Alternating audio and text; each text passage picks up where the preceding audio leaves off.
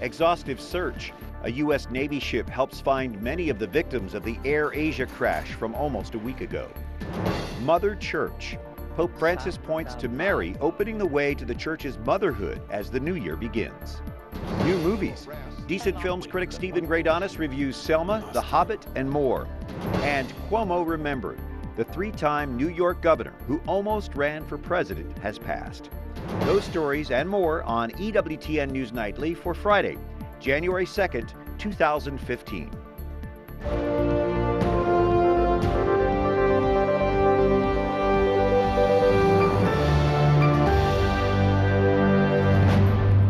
Good evening from Washington. Thank you for joining us. I'm Brian Patrick with your news now.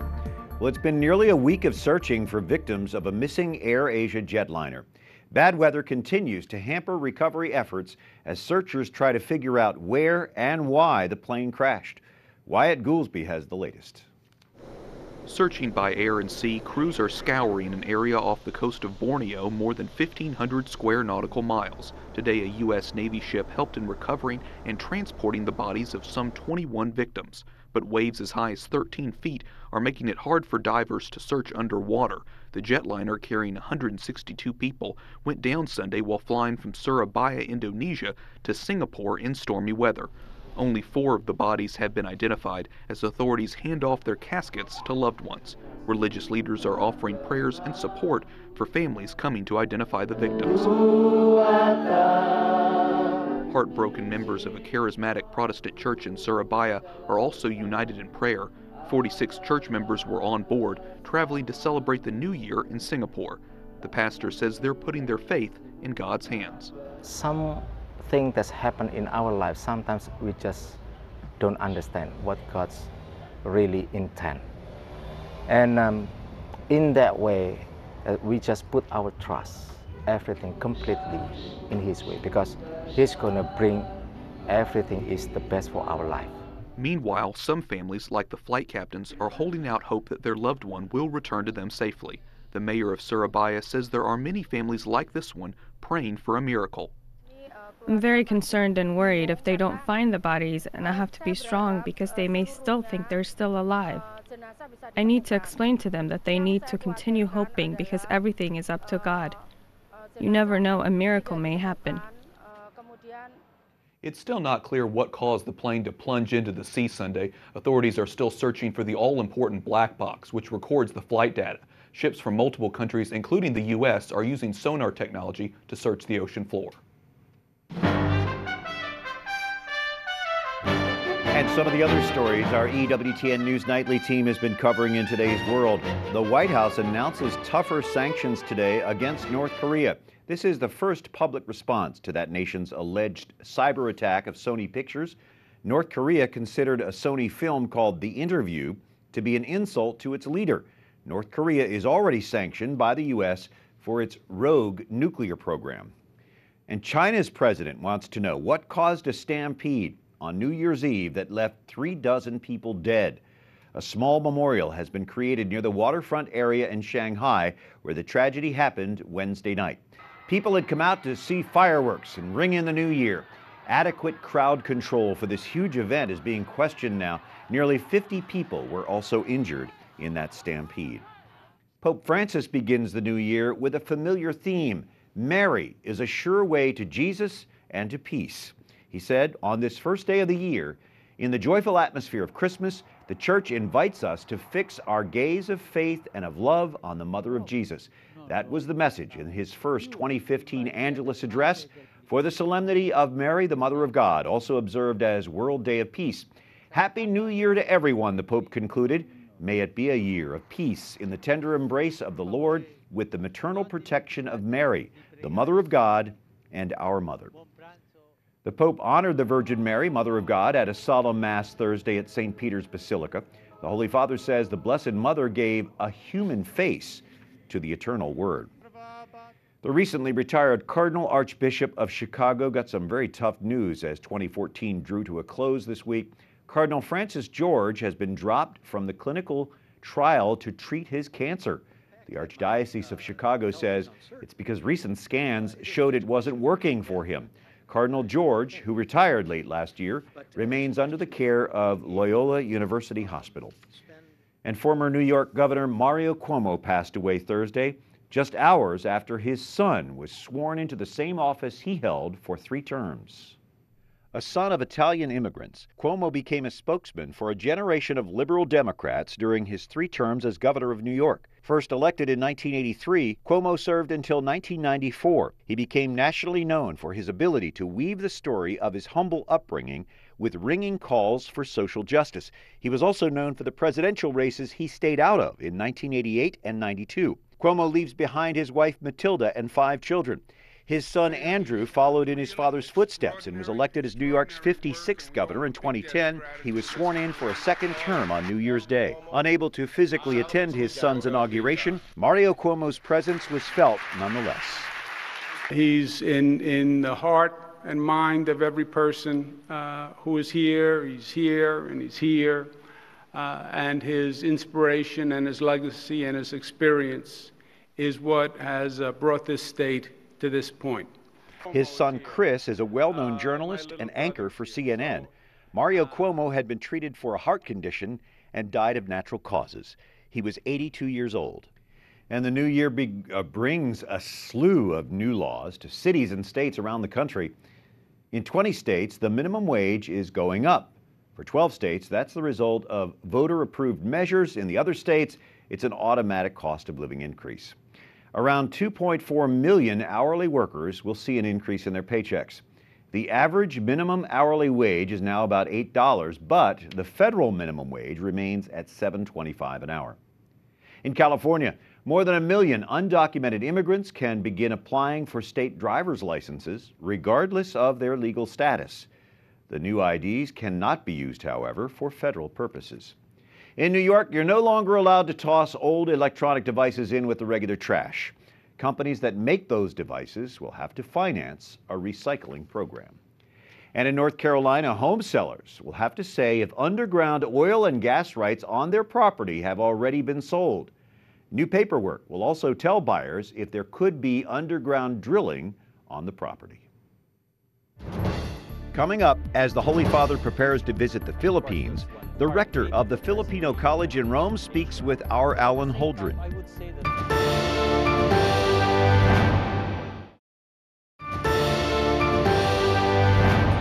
My New Year resolution to strengthen my faith, to believe in God more than I am right now. Go to church more, and also make my business grow a little better. My New Year's resolution is to be kinder to others. New Year's resolution will be to enjoy each other's time, more time with the family, enjoy each other's more. Thanks for joining us on this Friday, the 2nd of January, 2015. Happy New Year to each of you. And the church celebrates the Feast of the Epiphany this Sunday. Under the main altar of Rome's Basilica of St. Mary Major, a reliquary holds what are believed to be pieces of the manger that cradled Jesus. Pilgrims come close to Jesus through this relic, just as the wise men did more than 2,000 years ago. This cradle has been touched by Jesus unknowingly. It has been seen by the ancient shepherds, Joseph, Mary. 10 days or later, the 3 wise men from Mesopotamia arrived to see Jesus as a king, newborn king. With the Philippines preparing for the arrival of the Holy Father in just a couple of weeks, our Alan Holdren recently spoke with the rector of the Filipino College in Rome. Father Gregory, Pope Francis will be spending 6 days between Sri Lanka and the Philippines in January. You are from the Philippines. Why did the Pope choose to go there? Yes, well, in the Philippines, he wanted to visit the victims of the typhoons, the earthquakes, calamities that we have, well, sad to say we have so many during the year, and he would like to express his mercy and compassion, well, actually God's mercy and compassion through the Holy Father. And can I ask you, what are people expecting at this point? What are the expectations of the normal Catholics there in the Philippines? Well, actually, I would say not only the Catholics, but the whole country, even the secular stations, the mainstream media, they're having a countdown of the Pope's visit. No, I think 42 days to go, 40 days to go, something like that.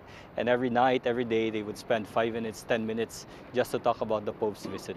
So people are really looking forward to the Pope's visit.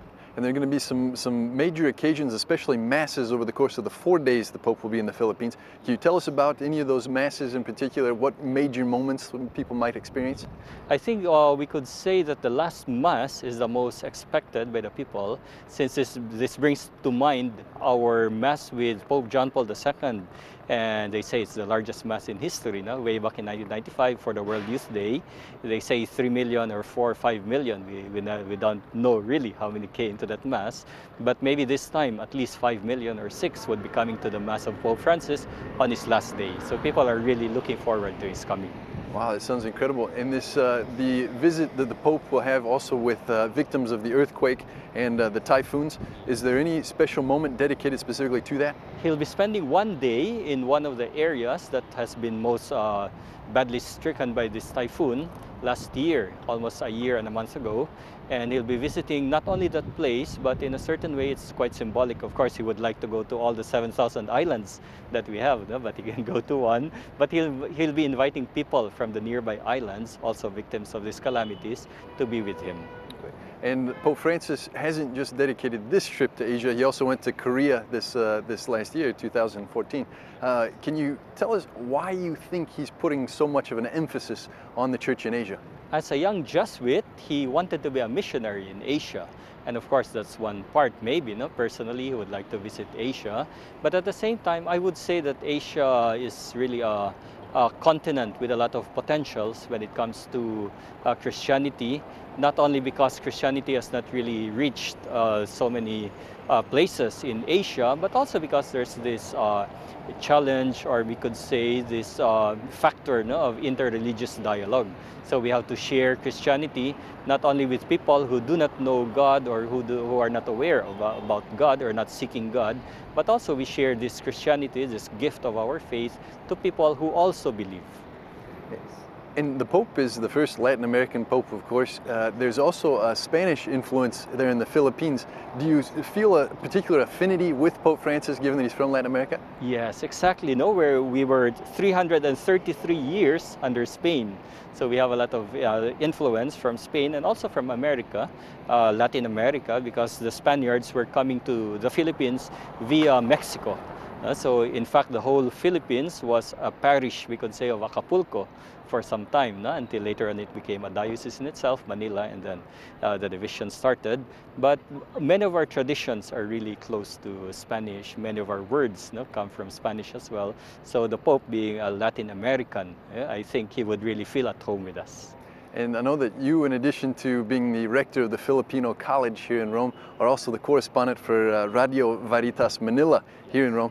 You're going to be covering the papal trip closely. Can you tell us where you'll be while the Pope is in the Philippines? Okay, well, I hope that I'll be able to cover this papal trip, not only in the Philippines, but also in Sri Lanka, if I manage to hop onto the papal plane. Very good. Well, good luck with that. So thanks a lot. Thank you. An exciting way to start the year of 2015, that papal visit to Sri Lanka and the Philippines. Of course, you can watch it all here on EWTN. Some of the top movies for 2014 seem to have common themes. Heroes with a big draw, the super and the humankind. The Marvel movie Guardians of the Galaxy grossed more than $332 million. The Hunger Games Mockingjay Part 1 took in $308 million. And Captain America, the Winter Soldier, was the third highest grossing film in 2014 in North America at $259 million. No film focusing on faith made the top 10. There are some new movies out now that feature those themes. Decent film, Steven Greydanus, movie critic for the National Catholic Register, with us. And it was a big release, Angelina Jolie's biopic, Unbroken, based on the story of the U.S. Olympic runner and POW. Stephen, what challenge is there in making a film like this in light of history? So when you're taking a story like Unbroken, which is based on a true story that's become well known, in this case because of the nonfiction book by Laura Hildenbrand, you have the challenge of, on the one hand, telling a story which is entertaining as a movie, while at the same time remaining true to the essence of what made that story special in the first place. So you want to stick close enough to the facts to make it worth telling as this story, but at the same time, you need to make it work as a movie. What I think Unbroken has done kind of falls in between those two goals and doesn't entirely accomplish either of them. What made this particular story, Louis Zamparelli's story, so powerful was how after surviving being a prisoner of war for nearly 2 years and all the terrible things that he experienced, he was able to find peace and redemption through Christian faith and even offer forgiveness to his captors. That element was left out of the story, and I think that the film suffers as a result of it. Let's turn to The Hobbit, Battle of Five Armies, now in theaters. How does it stack up to the rest of that series? Well, how it stacks up to the other Hobbit films, that's kind of a low bar. Peter Jackson's Hobbit films are a distinct step down from the Lord of the Rings films. I would say that the Battle of Five Armies is better than the atrocious middle chapter, The Desolation of Smaug, but not as good as the original, the first film in this series, which actually followed the book to some extent. Of course, Catholic themes are woven into Tolkien's books. Does that translate into Jackson's film? It does in the original Lord of the Rings films. I think the filmmakers were really sensitive to Tolkien's themes, but the more they've gone on, the less they're doing an homage to Tolkien, and the more they're just doing an homage to their earlier films. You can see that especially in this film, where in Tolkien, you would have had some of the strongest religious lines, like Thorin Oakenshield's line about going to sit beside his fathers in the halls of waiting until the world is renewed, and an exchange between Gandalf and Bilbo about providence and prophecy.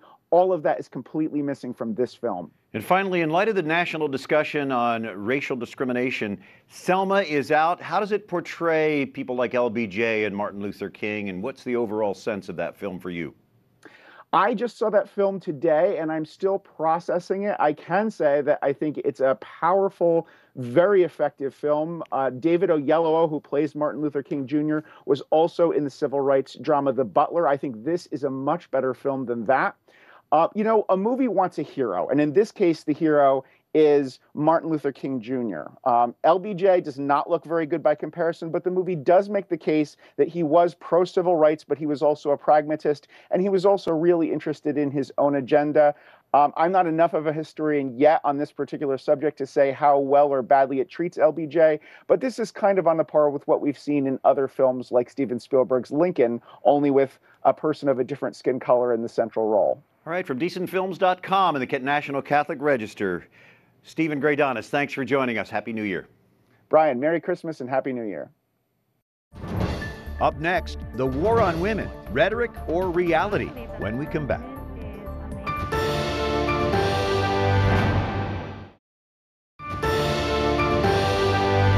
On this first Friday of the new year, thanks for joining us. I'm Brian Patrick. Looking ahead to the March for Life now, in just 3 weeks, a recent nationwide survey finds support for abortion is growing in the U.S. The Quinnipiac University survey shows 56% of all adults believe most or all abortions should be legal. Only 36% think they should be illegal. That's a downward trend for pro-life advocates, who commanded 43% of the public support as recently as 2010. But the poll also finds 60% of voters would back a nationwide abortion ban after 20 weeks, with exceptions for rape and incest. We recently spoke with a mother and doctor who says that the pressure to have an abortion amounts to a war against women. We're joined by satellite from Miami by Dr. Grazie Pozo Christie, an advisor to the Catholic Association. Dr. Christie, you're a mother of 5, and in addition to being a physician. In your experience, what does this war on women that our American culture talks about, what does that seem like to you? Well, I believe that the war on women is a made-up theme in order to move some political goals forward. Because the things that are told to us that are the war on women, which is decreased access to contraception, or having to pay for our own contraception, or decreased access to abortion, these things they tell us that it's a war on women, but and they tell us that all these issues are preventive health care for women. Now, as a doctor and as a woman, I can tell you that preventive care is a completely different concept. Preventive care has to do with things like vaccines and an annual chest x-ray and a prostate check. But birth control and abortion don't prevent diseases. Birth control and abortion prevent children, which, you know, have never been considered a disease. And in fact, in medicine, infertility is a disease, not fertility. So I think this is a trumped-up game in order to move these political goalposts, and it's very wrong. It's an ideological game. Is it working? Have these forces been able to convince Americans that truly that abortion and contraception are part of women's health care? And if it has worked, what can we do to counter that? I think it's worked to a certain extent, and it has, in my opinion, it has stopped working because, or it's not working as well as it used to, because people have, even women, have brains to think with and eyes to see with, and they understand that birth control and abortion don't solve anything. On the contrary, in many ways, birth control and abortion have made the problems that they were supposed to solve, like illegitimacy and whatever STDs and unwanted children, they were supposed to solve those problems, but they made all our problems worse. And you know, we have lived I was born after the sexual revolution started with the advent of the pill, and I, for instance, have lived the results of, I have seen around me the results of these new policies. And we can see that people are suffering, that women are worse off than they used to be. Lower income women are, you know, raising their children by themselves with the help of the government. They're not better off than they used to be. Well, the Hispanic culture is certainly growing in America. I wonder how this so-called war on women resonates with Hispanics. Well, I think like anyone else, they're susceptible. They're susceptible to being told over and over and over again that somebody's out to get them. But as Hispanics, we have first of all a devotion to family and motherhood, which is just beautiful. And I think that can help to keep us safe in a culture that's telling us all the time that to be a mother is some sort of problem, that we should be scared of motherhood, and that, you know, that marriage is somehow going to keep us back. So I think as Hispanics, it especially behoves us to go out and take our beautiful culture and, you know, infect the rest of the culture with our love of marriage and family. So it sounds like the American culture would definitely benefit to adopt some of the Hispanic culture, especially from Mexico. Oh, you know, I grew up in Mexico, and the culture in Mexico it's so beautiful in so many ways. There's a real sense of, first of all, there's a huge Marian devotion, and that kind of love of the Virgin Mary. What we love about her is her femininity, her maternity, the way she gives herself completely, and that's the way we women want to be. We want to give ourselves completely to our husbands and our children, and that's, you know, it sounds like a crazy anti-feminist rant, but that's beautiful about us. You know, that's where a woman finds her genius, and to live fully for the people that she loves. You are certainly living fully. I wonder if you could quickly share a little of your experience. Mother of 5, you're a doctor, you have a child in medical school, 1 in residency. Mm-hmm. How do you balance all of that out? Well, it's been difficult, and it's been a lot of juggling. But I have never put my motherhood and my wifehood on the side for my career. And my career, I guess, sometimes has suffered because of that. And I felt that maybe I wasn't doing everything that I could do to rise to the top of the ladder, but I was okay with that because, you know, the real joy of my life, when I feel the most fulfilled and when I feel exhilarated, is when I'm watching my children and I'm seeing them smile at each other and help each other, and it doesn't get better than that. So I love my career, but definitely my children and my husband come first. Beautifully put. That's old-fashioned, I know. Yeah, well, thank you for sharing that with us. Dr. Grazie Pozo Christie from Miami by satellite and advisor to the Catholic Association. Thank you so much for being a part of EWTN News Nightly. You're welcome. And thank you for watching tonight and for the many times that you've joined us over this past year. We look forward to spending each weeknight in 2015 with you and your family. Enjoy the rest of the holiday weekend. For all of us at EWTN News Nightly, I'm Brian Patrick. Happy New Year as we leave you with the Vatican celebration of transitioning into the new year, celebrating Mary, Mother of God, and our Mother.